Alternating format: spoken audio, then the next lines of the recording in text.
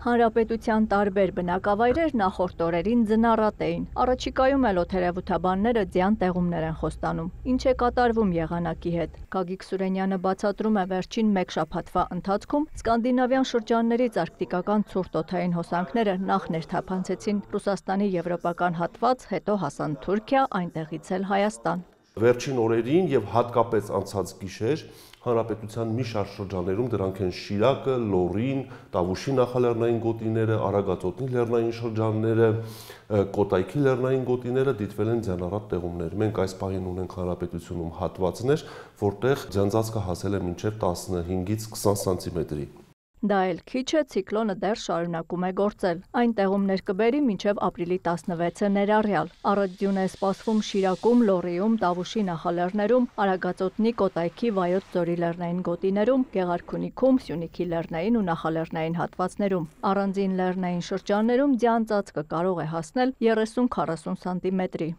Օդերևութաբանները տաք ապրիլ էին խոստացել։ Սուրենյանն ասում է, ըստ կանխատեսումների ամսական միջին ջերմաստիճանը նորմայից բարձր պետք է լիներ 1-2 աստիճանով։ Ապրիլի առաջին տասնօրյակին ըստ նրա եղանակը շատ տաք էր։ Ջերմ օրեր են սպասվում նաև ապրիլի 17-ից։ Այսինքն եթե 30 օրից 5 օրը պսառն է, դա չի նշանակում, որ ապրիլը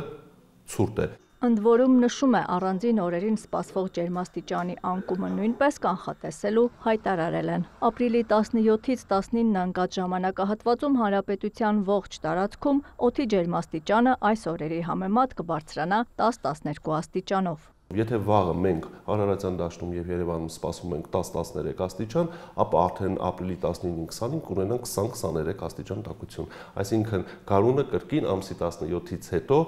իր ամբողջ այսպես թափով կվերադառնա դեպի մեր երկիր։ Ակնկալվում է, որ արդեն ամսվա վերջին կլինեն բավարար կլիմայական նորմային մոտ տեղումներ։ Այս տեղումները միայն բարենպաստ են ազդում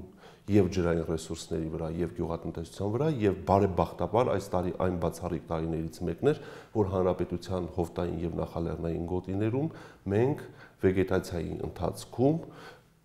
բացասական ջերմաստիճաններ չգրանցեցինք եւ այս process-ի արդյունքում էլ ըստ կանխատեսումների պետք է որ բացասական ջերմաստիճաններ չլինեն, այսինքն որտեղ արկա է պտղատուների ծաղկում,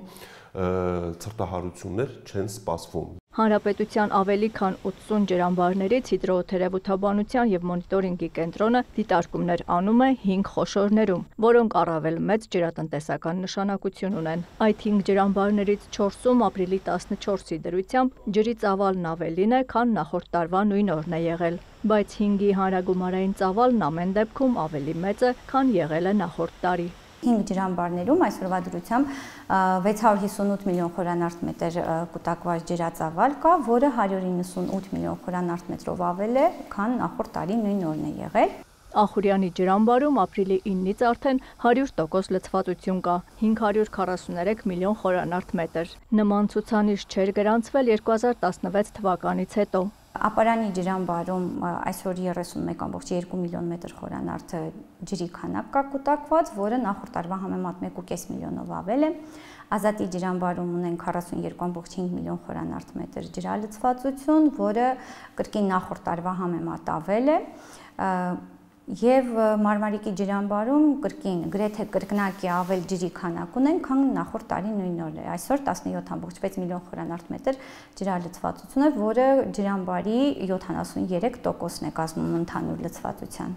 Արփիլիչ ջրամբարում սակայն ջրի ծավալը կրկնակի պակաս է։ Ամալիա Միսակյանի փոխանցմամբ դրա հիմնական պատճառը շինարարական աշխատանքներն են, ինչի ընթացքում ջուրը լցվելը ոչ միայն դանդաղում էր, այլև նույնիսկ որոշ ծավալներ բաց էին թողնվում։ Աննա Զախարյան, Մհեր Կիրակոսյան, լուրեր։